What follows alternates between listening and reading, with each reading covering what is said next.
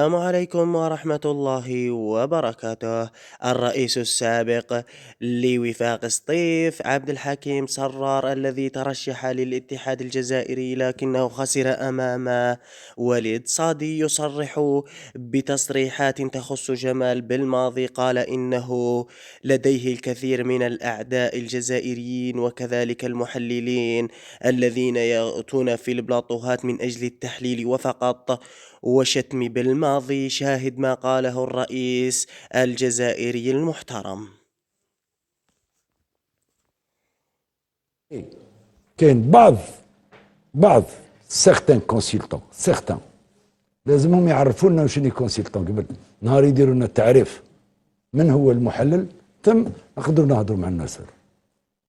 تجي تحلل، تجي للاستوديو تحليلي تعرف قيمته وتعرف الصوره هذيك وشنو. ماذا تقصد؟ تقصد انه هناك محللين ضد جمال بالماضي يدخلوا الاستوديو باش يضربوا جمال بالماضي، هذا واش تقصد؟ لا، احنا نجيو للبلاطو في بعض الاحيان ولا عندنا واحد العقليه كلي ولينا مراهقين، كل واحد باللي نعرف انا اللي نعرف لا جيستيون والاخر هو اللي يعرف الفوتبول والاخر هو اللي بروبر والاخرين هذوك كل مافيا. دخلنا في واحد السيستم هكذا تدخل لواحد الباز وتستنى.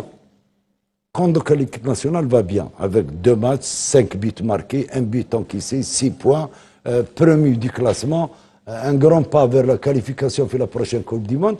Donc نستناو وقتاش يديروا ماتش نيل. والله ما يلعبوش مليح، ربحوا نورمال. احنا دخلنا في واحد هي في الزخم الاعلامي الموجود، هذه التعدد الموجود هذاك راح يكون لازم يكون نعمه، ما يرجعش علينا النقمه، بالعكس. ما جاوبتنيش.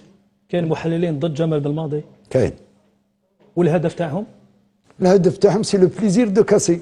كاين لو بليزير دو كاسي، هذا ما كان ما عنده حتى فايده. ليسونسيال يتفي سوفرير. قال فلان ومش فرحان وعنده مشاكل، هذا ما كان وما عندوش فايده ولحقنا عليها هذه. هذا هو المنطق اللي رانا نمشيو به. وكونترير هذا انسان جزائري دو بيغ سون، انا ما عنديش علاقه معاه. Il a donné. Et je n'entends rien de lui. نزيد نقولها haute voix.